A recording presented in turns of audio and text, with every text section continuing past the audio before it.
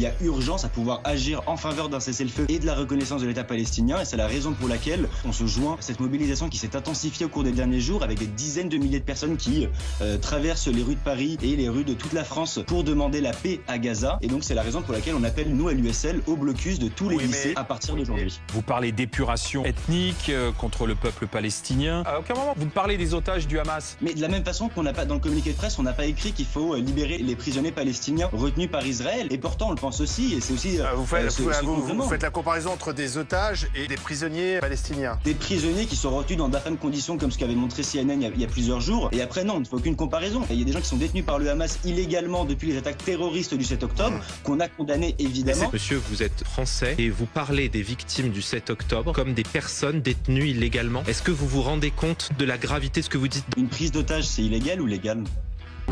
Hein? De prendre quelqu'un en otage, c'est